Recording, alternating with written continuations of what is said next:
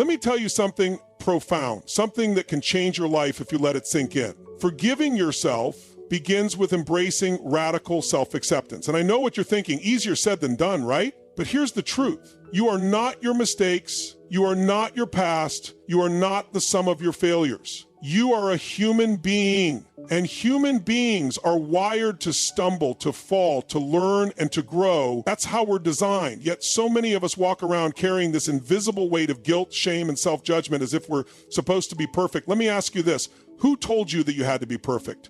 Who set that standard for you? Because I'll tell you right now, perfection is an illusion. It's a trap.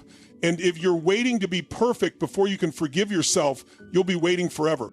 Radical self-acceptance is about breaking free from that trap. It's about looking in the mirror and saying, I see you. I see all of you, the good, the bad, the messy, the beautiful, and I accept you exactly as you are.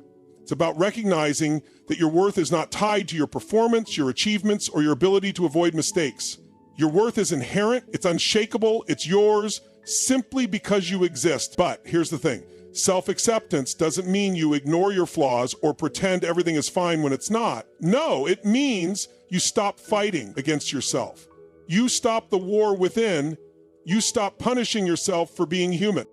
Think about it. When you make a mistake, what's your default response? For most people, it's self-criticism. It's that voice in your head that says, how could you be so stupid? Why did you do that? You should have known better. And what does that voice do?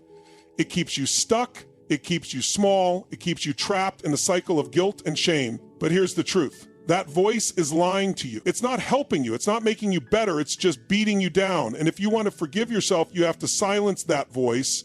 You have to replace it with a new voice, a voice of compassion, of understanding, of love, a voice that says, it's okay.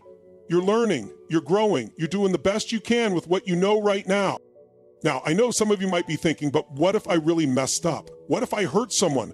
What if I made a decision that I can't take back? Let me tell you something. You are not alone. Every single person on this planet has made decisions they regret. Every single person has moments they wish they could undo. But here's the thing. Those moments don't define you. They don't have to dictate your future. You are not your past. You are not your mistakes. You are the person who has the power to choose what you do next. You are the person who can learn, grow, and become better because of what you've been through. Radical self-acceptance is about giving yourself permission to be a work in progress. It's about understanding that growth is a journey, not a destination. And on that journey, there will be bumps, there will be detours, there will be moments where you feel like you've taken 2 steps forward and 3 steps back. But that's okay. That's part of the process. That's part of being human. What matters is that you keep going. What matters is that you don't give up on yourself. What matters is that you choose to love yourself even when it's hard, even when you don't feel like you deserve it. And let me tell you something else. Forgiving yourself is not a one-time event. It's not something you do once and then it's over. It's a practice. It's a daily commitment to choosing love over fear, compassion over judgment, growth over stagnation. It's about showing up for yourself day after day and saying, I'm here, I'm with you, we're in this together. Because here's the truth. You can't hate yourself into a better life. You can't shame yourself into becoming a better person. The only way to truly transform is through love. Love for yourself, love for the journey, love for the person you're becoming. So if you're holding on to guilt, if you're carrying shame, if you're stuck in the past, I want you to do something right now. I want you to take a deep breath and say these words out loud. I forgive myself. I accept myself. I am worthy of love. Say it again. I forgive myself. I accept myself. I am worthy of love. Because you are. You always have been, and you always will be.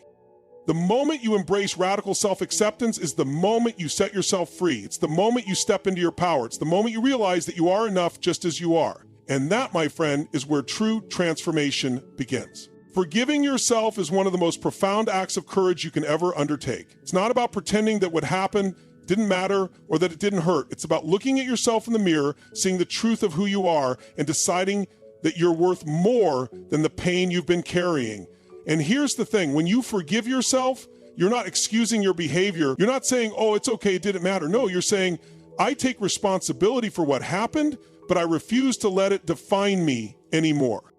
Let me tell you something, shame is a heavy burden. It's like carrying a backpack filled with rocks, and every rock represents a mistake, a regret, a moment where you think you failed, and the longer you carry that weight, the harder it becomes to move forward. Shame whispers in your ear, you're not good enough. You don't deserve forgiveness. You'll never be better than this. But here's the truth. Shame lies. It keeps you stuck in the past, replaying the same story over and over again, and it robs you of the opportunity to create a new future. So how do you break free? It starts with taking responsibility, not from a place of shame, but from a place of power.